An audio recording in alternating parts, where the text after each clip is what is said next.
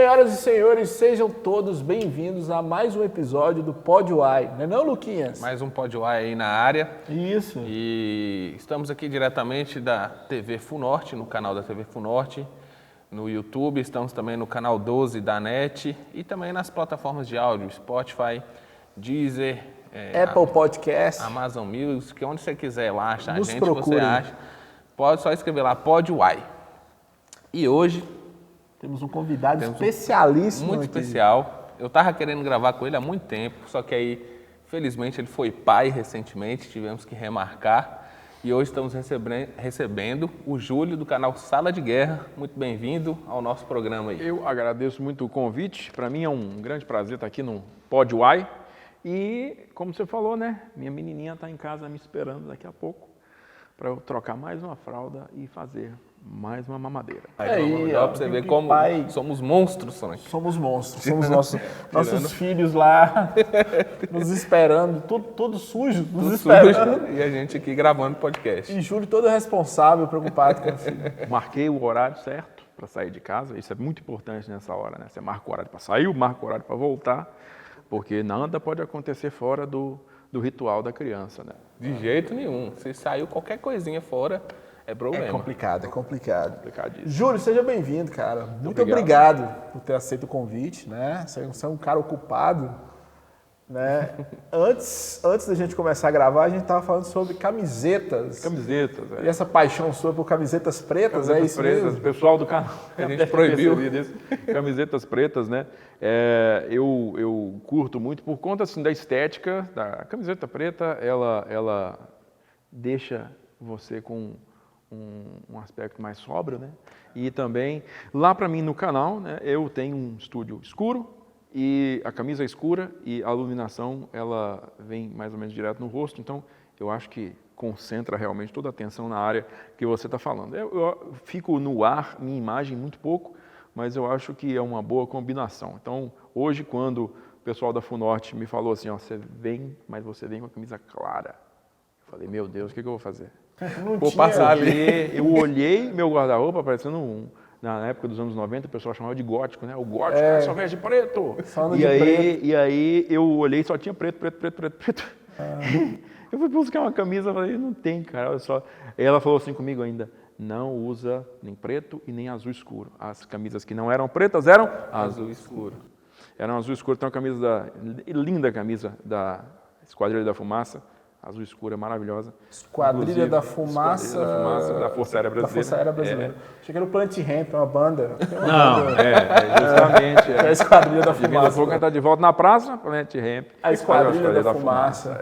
Mas não é o caso, não. A esquadrilha mesmo, chamado EDA, né? Esquadrão de Demonstração Aérea da FAB, que a gente teve no congresso lá na AFA, 2018, aí teve uma apresentação deles e eles sempre levam a banquinha de merchan deles lá, né?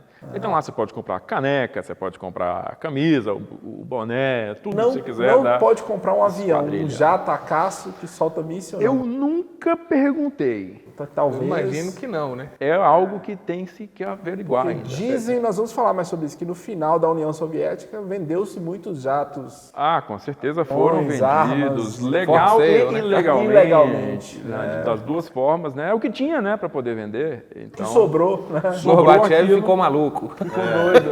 Ele saiu vendendo. Saiu vendendo tudo.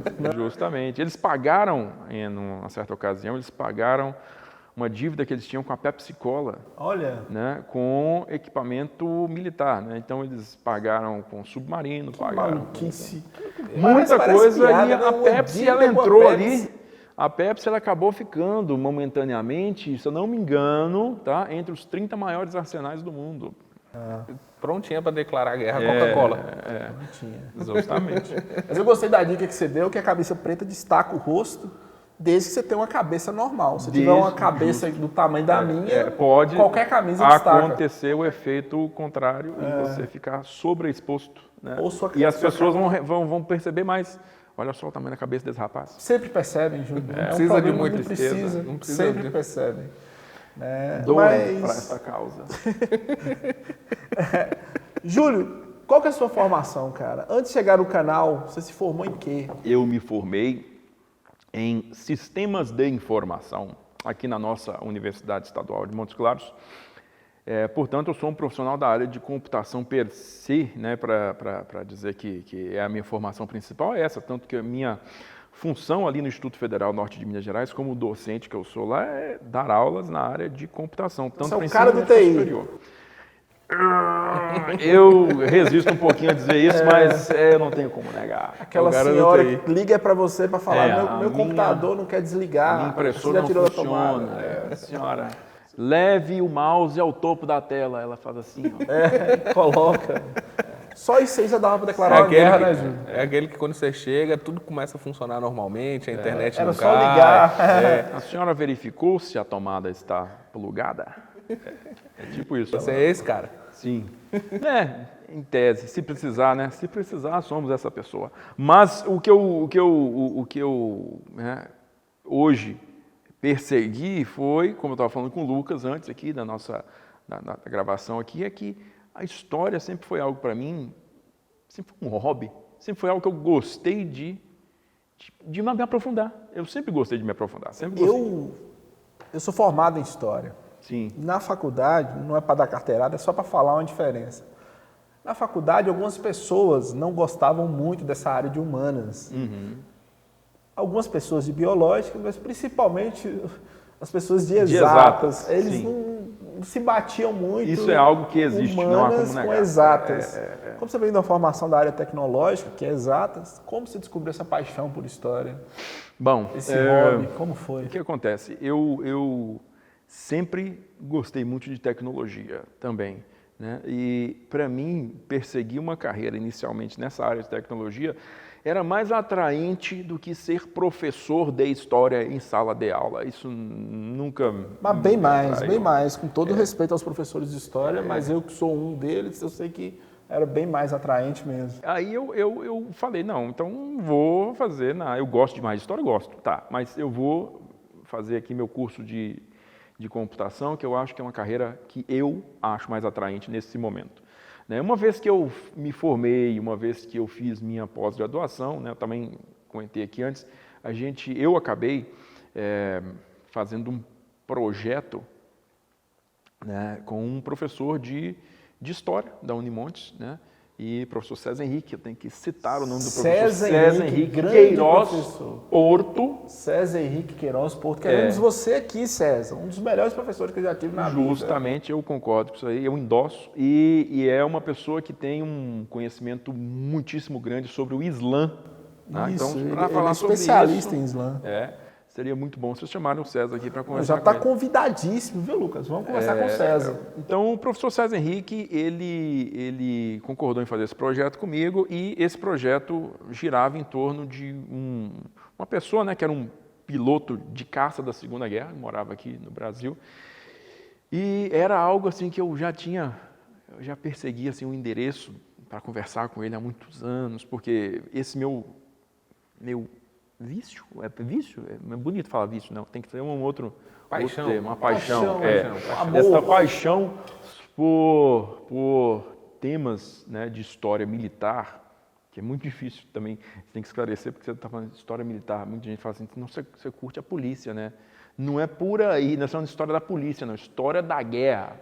História militar, história da guerra. Que é muito Forças antiga. Armadas, que é mais... Então, a história da guerra é porque o termo que você usa, pelo fato de ter ficado muito tempo fora do currículo aqui no Brasil, morreu, durante os anos 80, 90, 2000, esse campo morreu na Academia de História do Brasil, História Militar.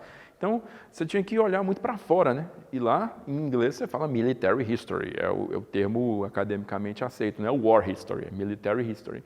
Então, aqui você traduz para História Militar, acaba sendo mal entendido, Eu não digo mal entendido pejorativamente, não, mas é porque não fica... A pessoa não entende. Você está falando de história das guerras. Mas você sabe também que isso que você está falando, você citou o History, e me lembrou o History Channel, que é um canal de história, History Channel. Era um canal. Não precisa estudar, não. Segundo o History Channel, tudo foi ET. Justo. Tudo que você tá falando aí foi o ET que fez. Foi o ET. Né? Ou previsto pelo Nostradamus. Ou Nostradamus ou ET, às vezes os dois. Às vezes o Nostradamus era o trabalhando ET. junto. Não é à toa que era um canal de história, né? Justamente. Hoje você pode comprar todos esses merchandises do ET nos chats, nos programas de penhora também. Né? Porque todos eles têm. Você pode tá tudo lá aqui. também. Eu trouxe este pente de cabelo do Nostradamus. Quanto que vale isso? Eu não tenho a mínima ideia, mas eu tenho um amigo que sabe. Eu posso chamar esse amigo aqui para avaliar esse pente do Nostradamus? Pode, claro. E eu gosto que é assim, o cara quer R$1.000, ele oferece 5, e tá feito. Normal. Trato feito. Quanto você quer? $1.000? Tem um tio meu que ele namorava com minha tia. Minha tia tinha uns 60 anos de idade. Ele trocou ela por uma de 20 anos, que era oficial de justiça.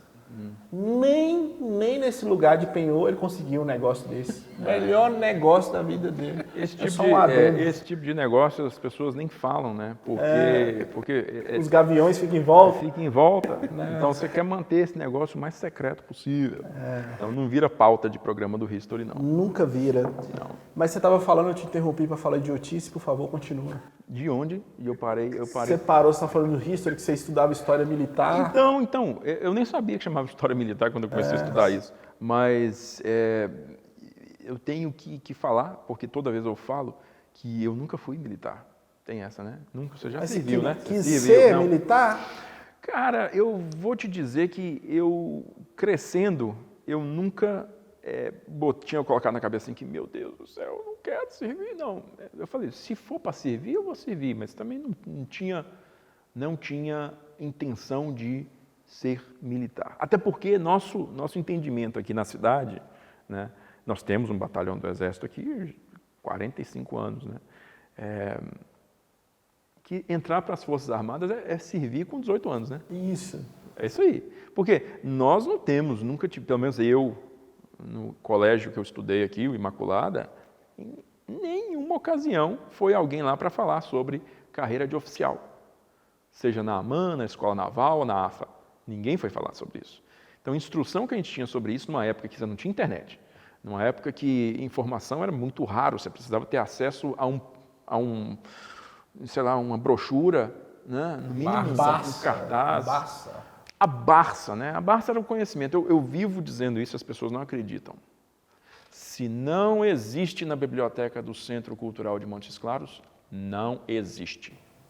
Porque não existe. Está tudo lá. Está tudo lá. O que tem de conhecimento está lá.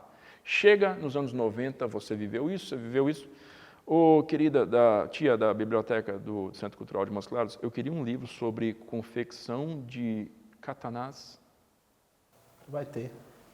Ela vai falar com você o quê? E depois ela vai procurar fazer uma pesquisa e vai falar para você, não encontramos. É porque não existe. Não tem porque lugar você nenhum. não tem o que fazer. Você vai procurar onde? Você vai para Belo Horizonte procurar? Não vai. Então, se não existe na Biblioteca do Centro Cultural, é porque é conhecimento inexistente. Hoje ele sabe que essa noção é maluca. Como assim não está na biblioteca e não existe? Porque a criançada de hoje, olha para você ver, papo de velho, né? Criançada de hoje. A criançada de hoje nasceu, cresceu e vive com a internet, onde todo o conhecimento é disponível em qualquer hora. Qualquer minuto. Qualquer minuto. Na palma da mão, literalmente. Não era verdade para nós. Né? Vou citar um exemplo que vocês dois aqui vão se familiarizar. Rambo 3. Muito. Familiarizar muito. Rambo 3. O que acontece no Rambo 3? Rambo, no final do filme, ele entra num tanque e ele dá partida no tanque e sai. Não é isso? No meio daquela batalha lá, não é isso? Rambo está sozinho no tanque. E ele dispara a arma principal do tanque. Para nós isso é normal. Agora, você faz ideia que o motorista do tanque, ele fica na frente do tanque. E o municiador ou disparador da arma, ele está lá em cima, lá atrás, na torre. Não tem como uma única pessoa fazer isso. Fazer tudo isso e com a faixinha na cabeça. Que me com aquela faixinha que nunca sai do uma lugar. Boca torta, não você importa. já reparou que tem uma boca torta? Uma pessoa com AVC pilotando um tanque. Pilotando um tanque. E você vê que naquele mesmo filme, ele ele realiza um feito. Ganhou a guerra sozinho, né? Ele ganhou a guerra do Afeganistão sozinho, mas ele realiza um feito que desafia nossos amigos da biológica, porque ele fez uma cirurgia aqui, na qual ele cauterizou uma perfuração de bala. Ele tira o topo, né, da munição de AK-47, despeja ali a pólvora, pega uma brasinha e faz assim, ó, o negócio sai. O que me incomoda é que não tinha um adulto responsável para falar, não faz isso não, filho. Não faça não isso. Pode. E mais, para onde foi o seu intestino, o seu rim e todos os outros órgãos internos, já que você cauterizou sua ferida, trespassando seu abdômen? Não tem condições, não tem O condições. Rambo pode. Mas eu ia te perguntar, eu achei que seu interesse por essa área de história é porque muito das tecnologias que a gente tem, a gente citou celular, computadores, elas são desenvolvidas, né, durante a guerra, né? No período Em sua maioria. se desenvolve muita tecnologia. Na verdade, o que a gente vive hoje, né? A gente vive hoje num mundo com comunicação imediata, com dispositivos de comunicação que fazem qualquer coisa e até fazem chamadas telefônicas, que a gente ainda chama de telefone. E tudo isso, toda essa comunicação, né, todo esse fato de que você chega de um lugar para o outro e não precisa de pedir mais instruções para ninguém, porque você tem um GPS embutido, foi desenvolvido inicialmente para propósitos militares. A guerra é o grande catalisador da inventividade humana. A necessidade maior é a maior das necessidades, é a mãe de todas as necessidades, a mais urgente e a que recebe mais atenção é a guerra, porque você tem dois estados, dois modos de vida, duas concepções de mundo em choque. Então, a derrota nisso significa a obliteração. Então, para você evitar a derrota, você compromete todos os recursos possíveis e imagináveis para a criação de inovações que te deem algum tipo de vantagem, né? A rainha de todas as guerras é a Segunda Guerra Mundial. Então, você pode remeter muitas coisas que a gente usa ainda hoje àquele conflito lá. Isso que eu ia te perguntar, a inteligência ainda é a maior arma de guerra? Com Ou não? certeza, porque antes da abertura do conflito, né, é uma coisa que o Sun Tzu, né, que o pessoal fala, a arte da guerra, Sun Tzu, tem que ler a arte da guerra, mas vamos lá. O Sun Tzu, que é um filósofo chinês aí, anterior a Cristo, ele já dizia que conhecer seu inimigo é o essencial para você começar a ter chance de vitória. Conhecer seu inimigo. Então, conheça seu inimigo. Isso é inteligência. Isso é você ter espiões, isso é você ter reconhecimento, isso é você saber o máximo de informações possíveis sobre a força adversária antes de engajar a força adversária. Falhas de inteligência, normalmente, elas resultam em desastres militares. Falhas de inteligência grotescas resultam em desastres militares 10 vezes mais grotescos, né? Mesmo com o exército maior, Mesmo com o exército maior, né? O comprometimento de força ele tem que ser feito de forma consciente. Não existe um comprometimento de força ininteligente, né? Ou seja, feito com pouca ou com nenhum conhecimento do adversário, que vá garantir a vitória. Tá? Deixa eu te fazer uma pergunta. Lembra do Rodrigo Santoro, né? Xerxes. Lembro sim. 300 caras. 300 caras. Te fazer uma pergunta que parece até uma pergunta esquisita e macabra, mas não é nesse sentido. Dessas guerras, de todas as guerras que você estuda, qual que é a sua preferida? De se estudar, né? Fica parecendo qual guerra que você prefere. Eu acho, né? Nós três aqui vamos falar a mesma coisa, que seria a Segunda Guerra Mundial. Imagino eu. Mas para você é a segunda? Sim. E é inevitavelmente a segunda, né? É porque ela é a guerra preferida do meu pai. Porque, de onde que isso começou? Isso começou muito pela paixão que o meu pai tem por cinema. E, particularmente, esse cinema de guerra. Entendeu? Então, quando ele comprou um VHS, um videocassete, no final dos anos 80, lá em casa, ele começou a alugar filme, falou, esse filme aqui, vamos alugar, vamos ver esse filme aqui. Que filmes eram esses? Eram filmes que ele viu no cinema quando ele era jovem. né? Diversos filmes da Segunda Guerra. Desde os anos 60 tem muita superprodução, né? Era um assunto que era um assunto recente, mas que rendia muito, porque, enfim, realmente foi a primeira e única guerra verdadeiramente global, né? Foi aquela. Então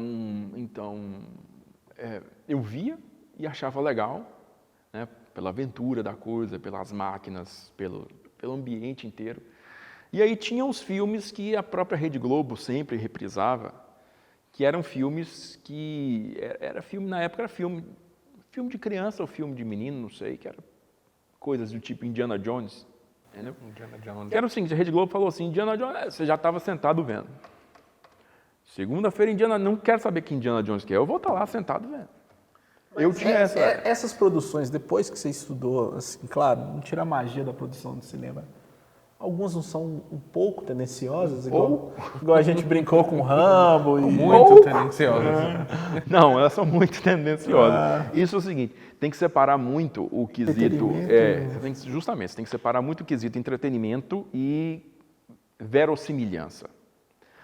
Eles não andam de mãos dadas. Muitas vezes eles são inimigos mortais. E foi uma decepção quando você descobriu isso ou não? E, de certa maneira, foi. Porque você tem aquela nostalgia com seu pai. Eu achava que o Rambo dava conta de manobrar o tanque e atirar ao mesmo tempo. Entendi. Ele não dá, ele não consegue fazer isso. Pilotar um helicóptero. Ele não consegue fazer uma cirurgia daquela que ele fez. Não dá, cara. Isso entristece o garotinho lá.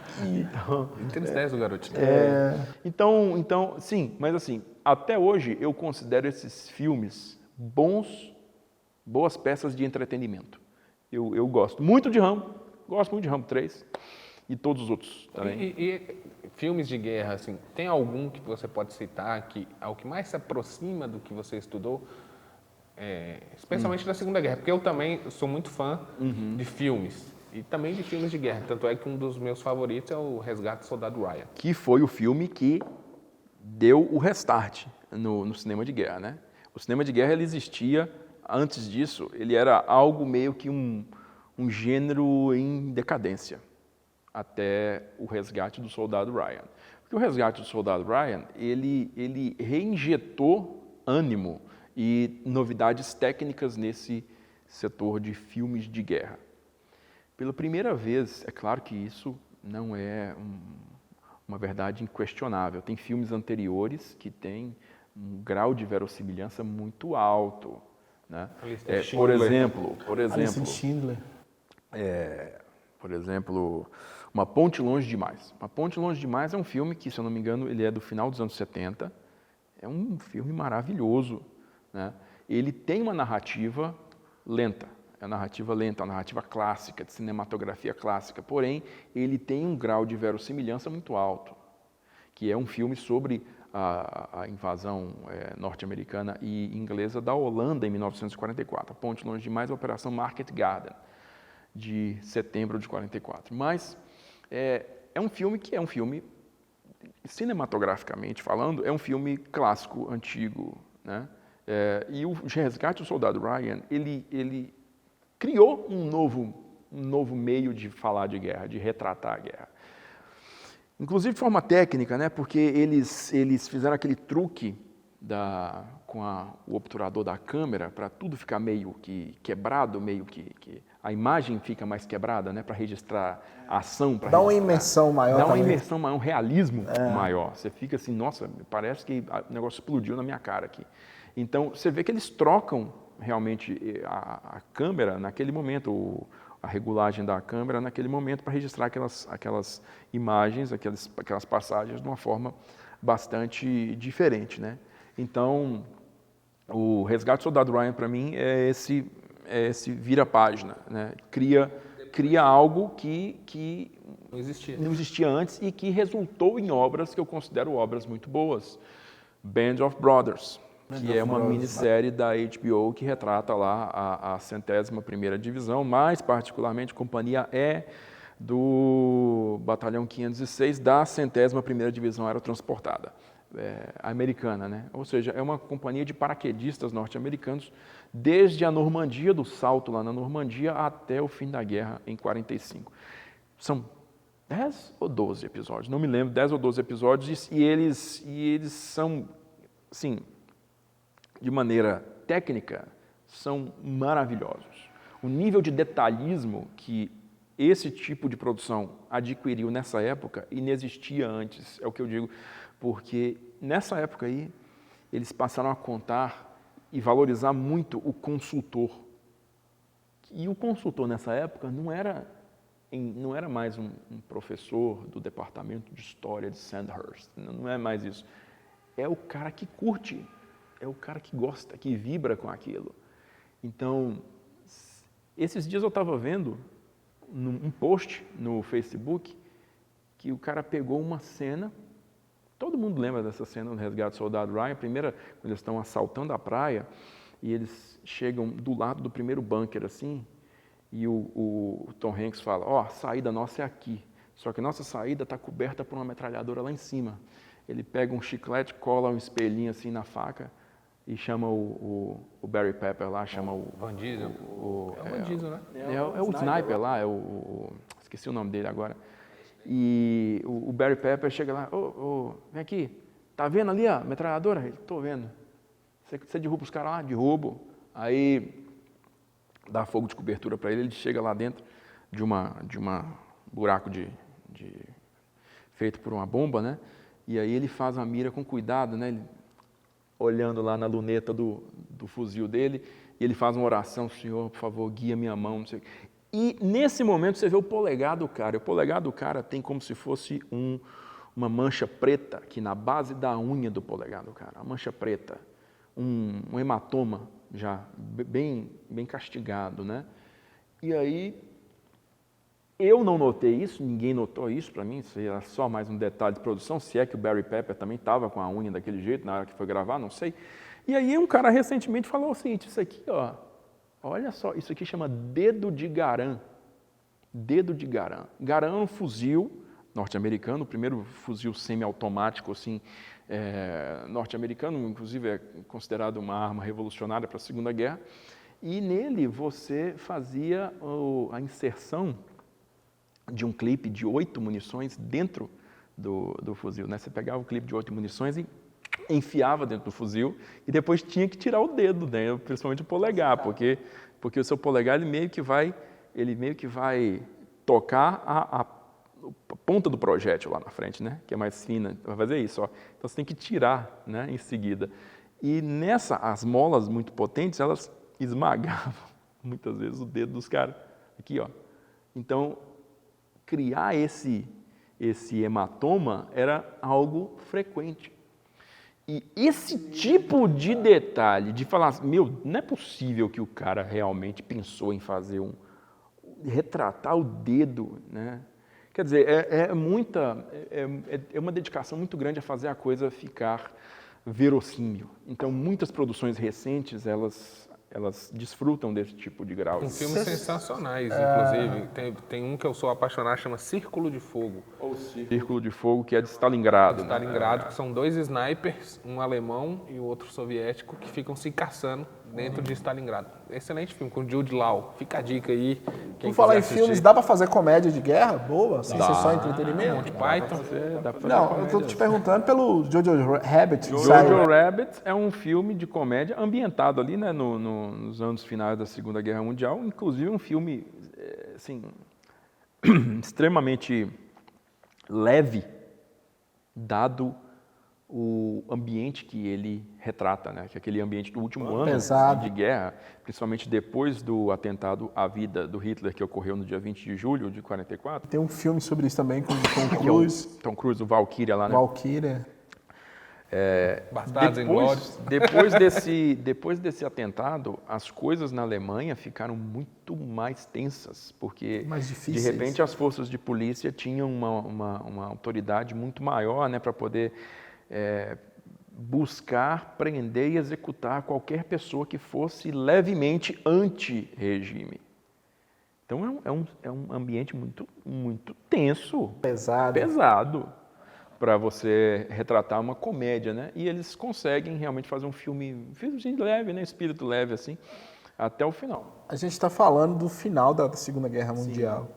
E a Guerra Fria acabou?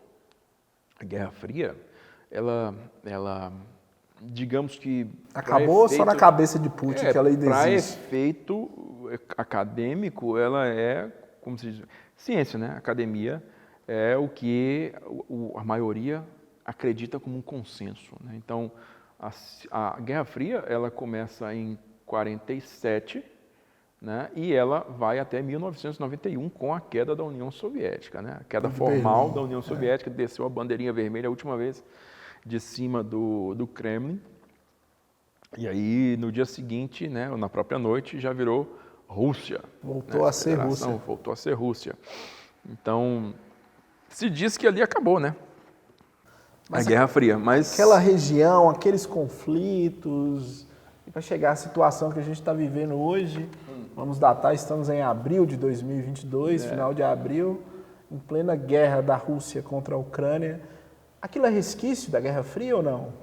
Eu te diria que sim. Ou só um ego do Putin mesmo, Não, eu te com diria medo da que OTAN? sim, porque Vladimir Putin é um produto da Guerra Fria, ele é um produto do sistema soviético, ele é um agente de inteligência, né, ex-KGB, né, que posteriormente nos anos 90 se transformou em FSB, a forma como ela existe até hoje, mas a KGB, que era a polícia secreta, né, a polícia do Estado, ela executava operações de inteligência tanto dentro quanto fora da Rússia. E o Putin, ele serviu na ex-Alemanha Oriental, né, na cidade de Dresden, como agente de inteligência lá, né? Ele trabalhava junto com a Stasi, que era a polícia secreta da Alemanha Oriental, e ele sabia quem eram os agentes dele, tentando detectar agentes ocidentais trabalhando lá. Então ele era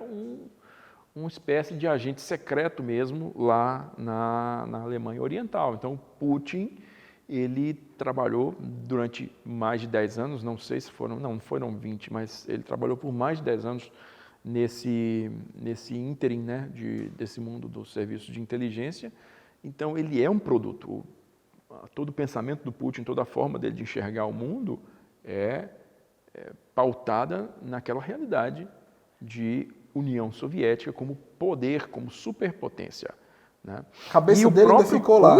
E o próprio Putin, ele admitiu publicamente já que ele crê que o maior desastre do século XX foi a dissolução da União Soviética. Ele acha que o maior desastre do século XX foi o fim da União Soviética, né? Por quê? Porque a União Soviética sendo desmantelada, não só uma perda de território, não é assim porque criou Cazaquistão, criou Ucrânia, criou Bielorrússia, não é isso. É porque o status que ela tinha como superpotência não foi herdado plenamente pela Rússia. A Rússia herdou muita coisa material, né? Herdou... Território muito...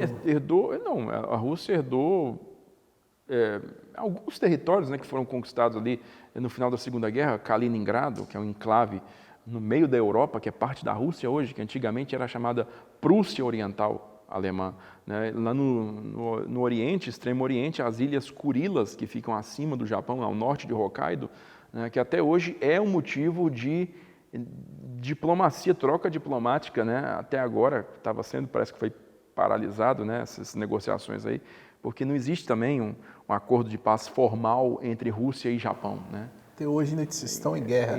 Em tese, né? Se quiser dizer tem um acordo formal, não tem um acordo formal. Teoricamente. Então, mas são ilhas que eram japonesas e foram ocupadas pela União Soviética em 45 e continuam ocupadas até hoje. Baseado nisso que você falou, então esse conflito era inevitável. Rússia e Ucrânia. Em algum ponto, né? Assim, na cabeça do Putin, claro. Eu não sei se seria inevitável. Qualquer coisa que acontecesse, isso iria acontecer de qualquer maneira. Não creio que seja nesse nível aí. Mas o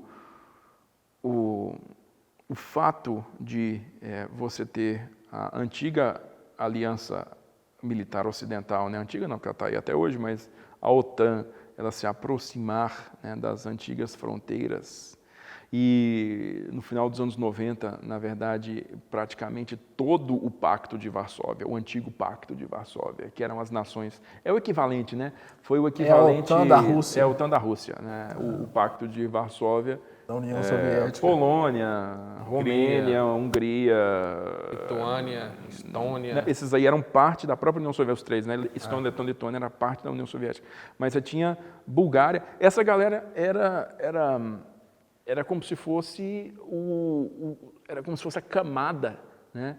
Tampão Energia. da União Soviética, a Europa Oriental. E esse pessoal hoje todo virou OTAN. Todo virou OTAN. Por alguma razão, né? Alguma razão. Eles solicitaram e foram aceitos, né?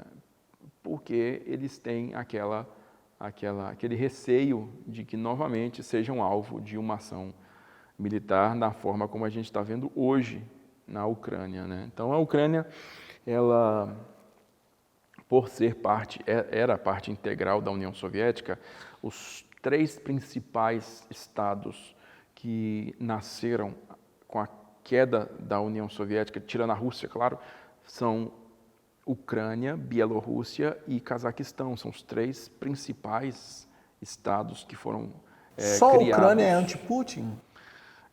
Anti-Putin, que eu estou falando, anti-governo do Putin na Rússia. Ocorreu recentemente, aí nos últimos 2 anos, protestos grandes contra os governos de Bielorrússia e Cazaquistão. Particularmente no final do ano passado teve essa revolta interna no Cazaquistão, muita gente indo para as ruas e pedindo a queda do governo, né? Mas o Putin teve que intervir militarmente, a pedido do governo cazaque, né? Ele realmente enviou tropa para lá, enviou o exército para sufocar essas revoltas anti-establishment, né? A mesma coisa tinha ocorrido na Bielorrússia algum tempo antes, de novo por influência do Putin, né, intervenção dele, o Alexander Lukashenko, que é o presidente, né, da Bielorrússia, desde 1994 ele é o presidente da Bielorrússia. Ele ganha com folgas, né? Normal. Democracia, E isso. continua lá, né? Mas principalmente, vamos colocar o caso da Bielorrússia. A Bielorrússia é verdadeiramente hoje o estado tampão, porque a via de acesso direto entre Polônia, né, e a Lituânia e a Estônia e a Letônia, digamos, o acesso direto da Europa à Rússia passa pela Bielorrússia, né? Foi a rota que os alemães utilizaram em 41, foi a rota que Napoleão utilizou em 1812. Que ideias geniais, aquilo ali invadir a Rússia no inverno. Aquilo ali é o tampão, né? É o bloqueio que a Rússia conta. Então, perder a Bielorrússia é terrível, porque Moscou já fica aberta. metade da distância, né, agora. E a Ucrânia, né, ela é o centro cultural do eslavismo, né, de onde saiu toda a identidade russa. Putin diz que de Kiev. a Rússia nasceu ali. Nasceu em Kiev. São Então, povos irmãos. Aí você fala, como é isso? Esses caras são meus inimigos agora? E o Cazaquistão tem toda a infraestrutura espacial russa. Está lá, né? E qual o futuro dessa guerra que você vê? Você acha que vai terminar em breve ou vai ser aquela coisa meio Afeganistão, ou não dá para fazer isso? Meio Iraque, uma guerra que vai durar 10 anos. O Iraque se transformou numa guerra de 10 anos, como o Afeganistão para os Estados Unidos e para a Rússia, né? Porque as operações militares foram concluídas de forma muito rápida, e aí em seguida você passa por uma fase de insurgência, que são ações de pequenos grupos de guerrilha. Os lobos solitários. No Afeganistão, você tem um terreno de montanha. Então, todo o interior do país, na verdade, nunca caiu sob controle soviético nos anos 80 e nem americano agora. Nunca ficou sob completo controle deles. Então, uma estrada, uma província, uma cidadezinha está sempre sob controle inimigo. Eles nunca estabeleceram esse controle do território. Então, controlar o território é necessário para uma vitória militar clássica, né? Uma padronizada, da forma como a gente conhece academicamente falando. Então, como é impossível de controlar, impossível não, foi inviável para essas duas potências controlar esse território, o inimigo deles, os grupos insurgentes, né, eles continuaram agindo e recebendo material estrangeiro para continuar agindo. Nos anos 80, os Mujahideen, né, que eram os guerreiros sagrados, guerreiros da Guerra Santa, eles receberam muito armamento norte-americano. Daí que surge o Bin Laden? Daí que surge o Bin Laden, né? O dinheiro saudita financiou muito o próprio Bin Laden, né, contra a União Soviética. Os Estados Unidos, com a CIA protagonizando a entrega de materiais para os Mujahideen, e algo que pouco se fala, mas que teve um peso gigantesco também, a própria China.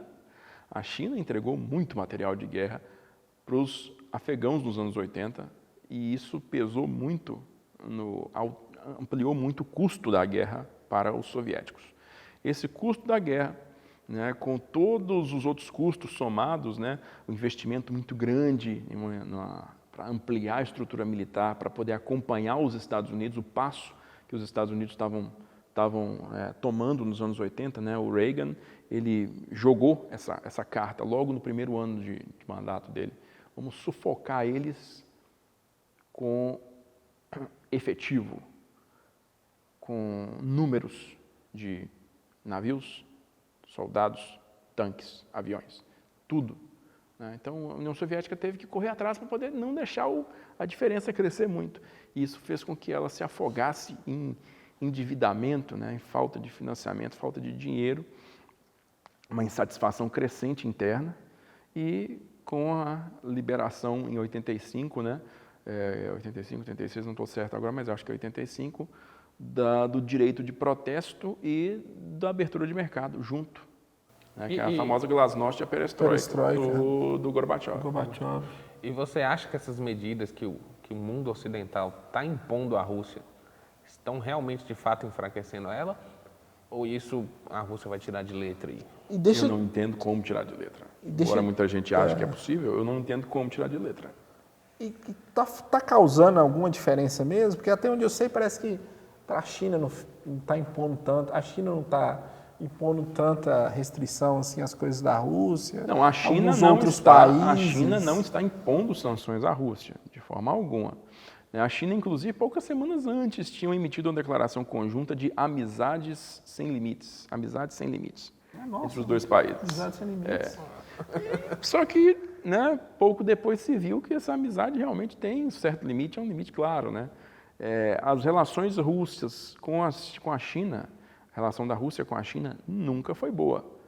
Quem afirma o contrário desconhece a história. Nunca foi boa, nunca foram povos irmãos. Muito pelo contrário. Mas os dois são comunistas. Para aí. E só.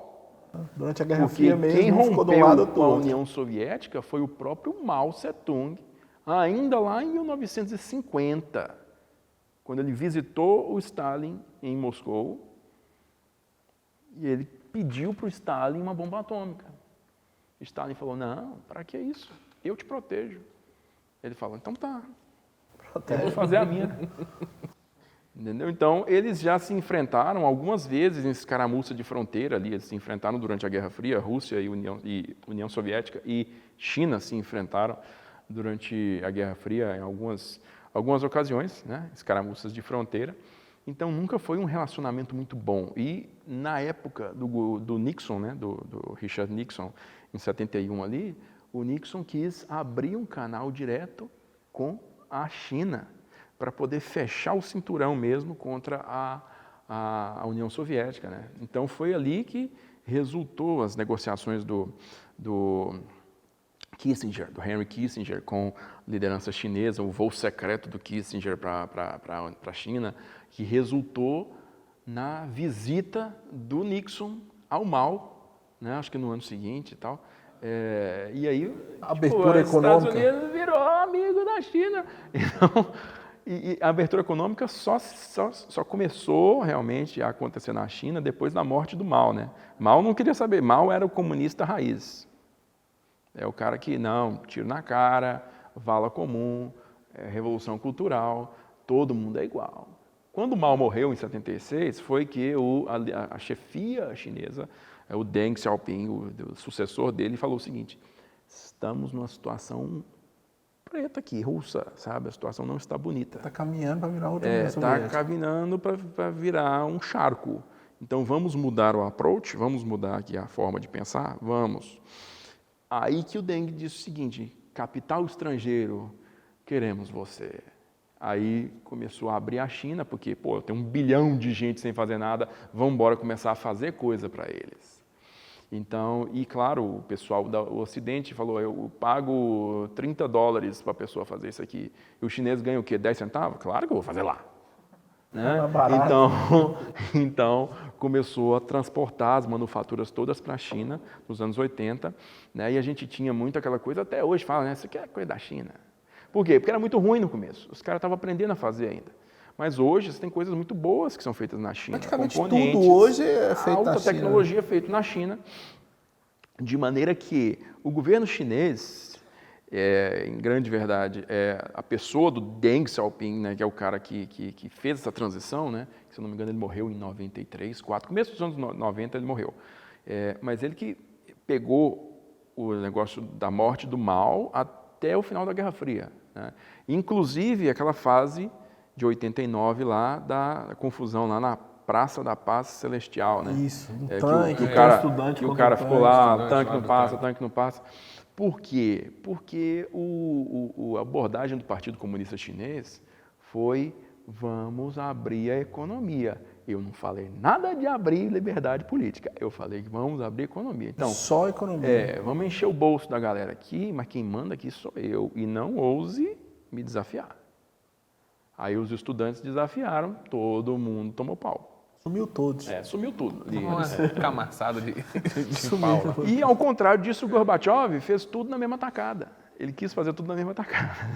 Simultaneamente. Abriu a política e abriu a economia, começou a abrir a economia. Tanto que é aí que a Pepsi Cola se instala lá na União Soviética, é aí que o McDonald's se instala na União Soviética. Você tem aquele vídeo clássico lá na abertura do primeiro McDonald's na União Soviética, a fila fazendo volta. Inclusive lá é o lugar que a Pepsi ganha da Coca-Cola, né? Um dos poucos lugares. Justamente, a Pepsi, ela ganha... Porque é o seguinte, a abertura comercial da União Soviética, ela totalmente feita ainda via Estado, né? Você tinha que realmente, formalmente, ir lá no escritório, lá em Moscou, e falar, queridos Partido Comunista da União Soviética, eu gostaria de formalmente propor a abertura da minha empresa aqui, eu posso explicar para o senhor o que a minha empresa faz, tal.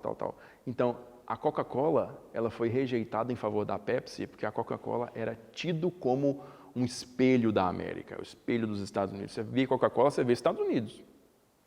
A Pepsi nem tanto, né? Então eles liberaram a Pepsi, mas a Coca não. Entendi. Que maldade. Coca é tão bom. E seu canal no YouTube, Sala de Guerra, quantos inscritos? Mas peraí. A pergunta, a Rússia vai sentir essas sanções? Desculpa, Lucas, corre. O assunto foi tão bom. Sanções, elas afetam primordialmente o plano econômico. O plano econômico de uma nação que tem economia baseada quase inteiramente na venda de commodity, igual o Brasil, né?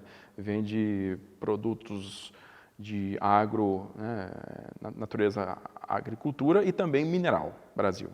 A Rússia, basicamente, é também a mesma coisa, eles trabalham muito com trigo, é um grande exportador de trigo, se não um maior, não sei se é, mas trabalha com trigo e recursos minerais, gás, petróleo.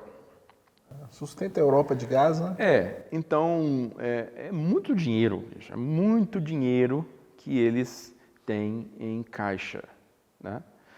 Também compreende também uma boa parte da economia da Rússia a exportação de armas, né? São o segundo maior exportador de armas do mundo, perde para os Estados Unidos. Então, quando a gente fala de sanções, efeitos das sanções, não é igual você puxar a tomada do país, não é assim não. Essas coisas afetam o plano econômico no médio e longo prazo. Não é exatamente no curto prazo. No curto prazo, o cara tem o que gastar, ele tem como queimar para poder manter a situação funcionando, né? Reservas, existem reservas de todas as naturezas. Os bancos ainda têm reserva, o governo central tem uma reserva, as empresas têm uma certa reserva. Mas o que acontece no médio e longo prazo? Você agora está sendo bloqueado de fazer compras no exterior. Compras de materiais que são tidos como materiais essenciais para a vida como a gente conhece hoje. Muitas pessoas falam que na época da União Soviética, a União Soviética sofreu muitas sanções e sobreviveu. Mas a vida era outra. Era mais difícil? Não, a vida era mais simples. Era mais simples? A vida era mais simples. Quando você queria conversar com alguém, o que você fazia naquela época? Ou ligava para a pessoa e ir na casa da pessoa. Mandava uma carta, ou ligava, não é isso? Você não tem necessidade nenhuma de ver a pessoa falar no WhatsApp, mandar mensagem 3h30 da manhã. Compra a pasta de dente que eu esqueci de te falar. Para comprar pasta de dente. Se seu pai esqueceu de comprar pasta de dente nos anos 80, 90, 70, ele vai voltar para casa e falar, mas esqueceu de comprar pasta de dente. Mãe, eu vou lá. Mas hoje você manda mensagem e fala, compra pasta de dente. A realidade é outra. Só que para manter esse tipo de estrutura, para manter esse tipo de sociedade, você precisa de uma infraestrutura tecnológica muito grande. Global. Que é global. O backbone de internet hoje, todos os grandes serviços, eles não estão fisicamente no país onde estão ocorrendo. Você acha que se eu te mandar uma mensagem de WhatsApp aqui agora, ela vai simplesmente passar daqui para aí? Ela vai para uns nó que ninguém sabe onde vai. Alasca, Nova Zelândia, até chegar no seu telefone. Entendeu? Então, esses serviços de tecnologia, de vanguarda, vamos dizer assim, ou mesmo coisa que está consolidada e que é tido hoje como essencial, eu não estou falando de coisas que podem soar superficiais, como uma mensagenzinha de... Não, comércios acontecem. Comércio, eu estou falando de sistema bancário, eu estou falando de coisas assim, serviços governamentais, serviços de saúde. De saúde, né? Um hospital. Como é que você vai comprar uma máquina de ressonância magnética hoje? Aonde? Se os caras te bloqueiam a venda do chip, bloqueiam a venda do semicondutor, quer dizer, é uma situação complicada, né? Que tende a piorar conforme os meses vão passando. Isso vai fazer com que ele desista da guerra, o Putin? Olha, é tudo muito complicado, porque num cenário de autocracia, e principalmente você está falando da Rússia, né, que sempre se pautou pela liderança, a liderança do tempo da União Soviética é uma liderança infalível. Sempre foi uma liderança infalível. O que o camarada Stalin falou é para o nosso bem.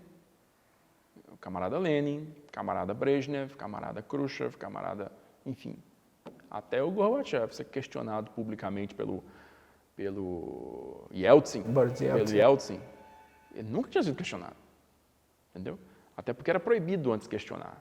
Até as reformas do Gorbachev era proibido questionar. Só depois disso que o cara começou a receber questionamento. E o resto do mundo, sua visão, você acha que o mundo tem líderes fracos? Macron, Biden? Eu te diria que um fenômeno que a França sofre já vem há mais de um século, né? O fenômeno da perda de autoridade que a França sofreu, isso desde o século, vamos colocar aí do século XIX, né? Porque você teve a queda da monarquia francesa lá em 1780, 70, 80, e aí o período napoleônico e pós-período napoleônico, você tem uma subida, né, muito grande dos Estados Unidos, consolidação dos Estados Unidos como potência econômica, não a maior do mundo e nem uma superpotência, claro que não nessa época. E você tem a Inglaterra liderando claramente o processo de neocolonialismo do século XX, espalhando a língua inglesa pelo mundo, de forma que lentamente o francês deixou de ser a língua culta e deu lugar para o inglês. Né? A minha mãe estudou francês ainda na escola. Ela fala comigo, eu tive aula de francês. Língua estrangeira, francês. Você imagina? Então, ninguém mais fala que língua estrangeira é francês. Francês virou mais uma linguinha ali, ó, mais uma, tipo um alemão, tipo um húngaro, tipo, né? Mais uma. Mas a França perdeu esse protagonismo. Perdendo esse protagonismo. Nós estamos caminhando aqui para o final. Eu vou insistir na pergunta. No seu canal Sala de Guerra, inclusive, siga o canal, se inscreva no canal, que é muito bom. Excelente. Qual o vídeo mais visto e por quê?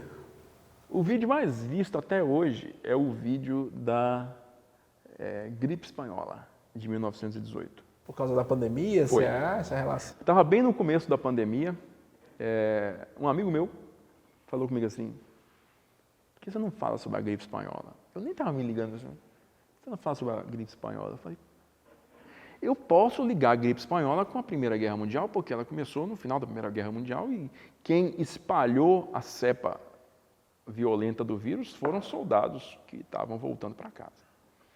Posso. Fiz o vídeo e o vídeo estourou na primeira semana.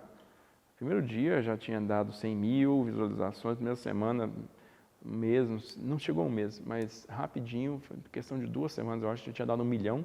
Hoje já está com 2 mil, claro que depois o número de visualizações vai nivelando, então acabou ficando, hoje está com 2 milhões e pouco de visualização, mas é o mais visto até hoje. Depois disso,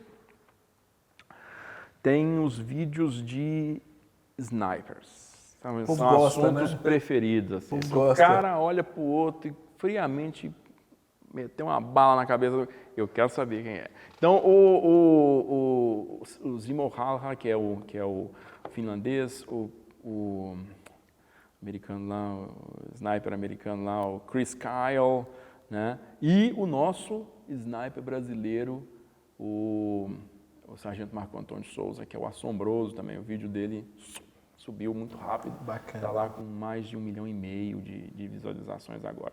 E também um vídeo da Guerra das Malvinas, que é sobre a interceptação do bombardeiro Vulcan, em inglês, né? Aquele bombardeiro Delta, por 2 caças F-5 da FAB durante a Guerra das Malvinas, também é um campeão de visualização. Interessante. Lucas? Olha, eu queria conversar mais sobre guerra. Queria muito conversar mais. A gente vai convidar de novo. A gente pode fazer Para uma falar segunda só parte. sobre a FAB, Eu acho que a gente pode convidar para falar sobre a FAB, depois a gente convida para falar sobre a Segunda Guerra, depois a gente convida para falar vários assuntos. Eu queria muito agradecer a sua presença. O papo foi maravilhoso. Para quem não conhece, eu também não conhecia o canal Sala de Guerra, é daqui da cidade de Montes Claros. Poucas pessoas sabem disso e conta com quase 500 mil de inscritos. Então, assim, mais de 2 milhões de visualizações.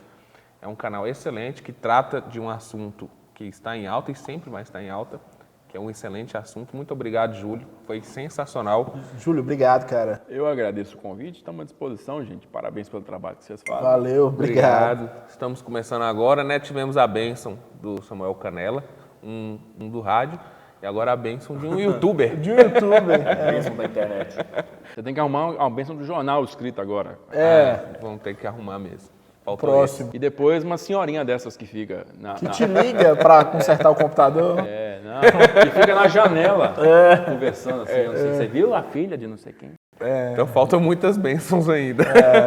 E a galera, então, siga aí o canal da TV Funorte, né?